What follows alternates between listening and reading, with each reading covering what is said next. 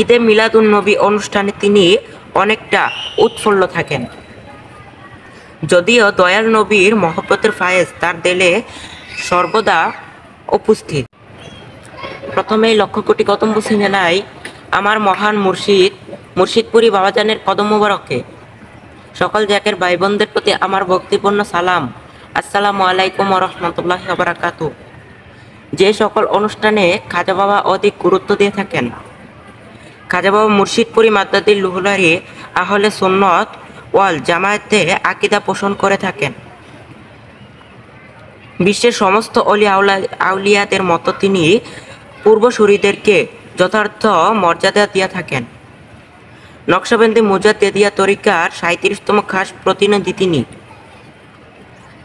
তিনি দয়াল নবী হতে শুরু করে সেলসেলার সকল অলি আল্লাহদের ওরস শরীফে উদযাপন করে থাকেন।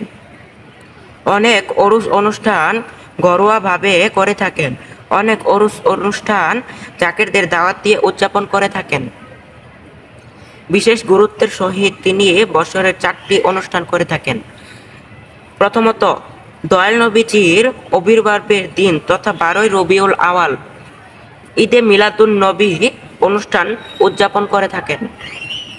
ঈদে মিলাদুন্নবী অনুষ্ঠানে তিনি অনেকটা উৎফুল্ল থাকেন। যদিও দয়াল নবীর মহব্বতের ফায়েজ তার দিলে সর্বদা উপস্থিত। দ্বিতীয়ত, খাজা বাবা মুর্শিদপুরি মাদ্দাদিল লুহুলারি বংশ পরম্পরায় তিনি দয়াল নবীজির বংশধর, যা পূর্বে উল্লেখ আছে।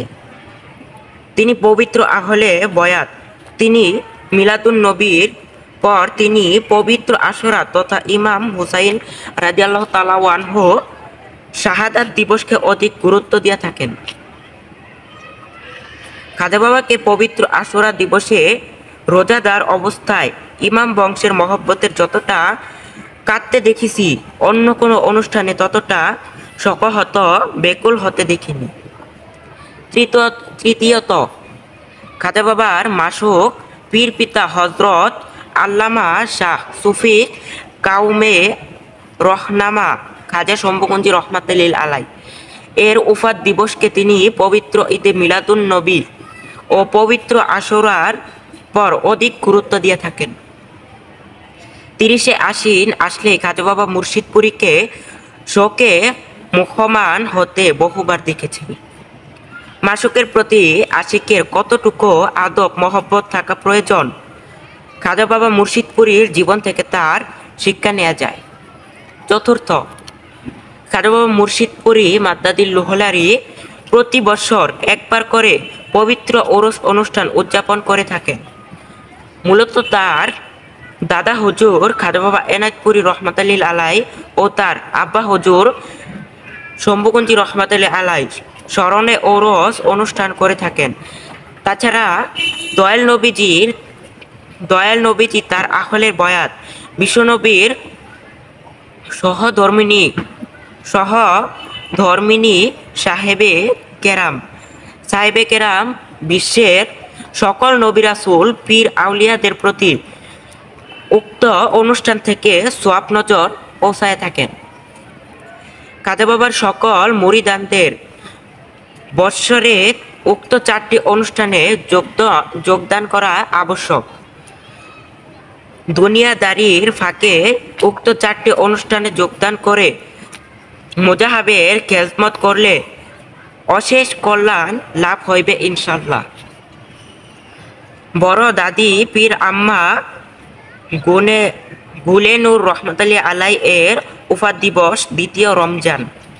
হজরত সৈয়দ ওয়াজেদ আলী রহমাতুল্লাহ আলাই এর উফাত দিবস 17ই সফর। হজরত ফাতেহ আলী রসুলে নোমা রহমাতুল্লাহ আলাই এর উফাত দিবস। বড় পীর আব্দুল কাদের জিলানী রহমাতুল্লাহ আলাই এর উফাত দিবস। খাজা বাহাউদ্দিন নকশবন্দি রহমাতুল্লাহ আলাই এর উফাত দিবস।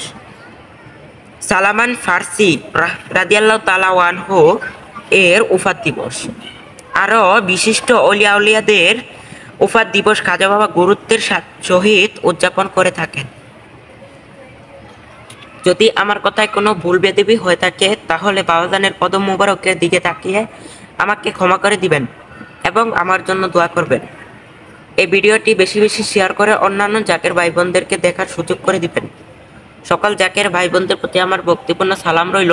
আসসালামু আলাইকুম ওয়া রাহমাতুল্লাহি ওয়া বারাকাতুহু।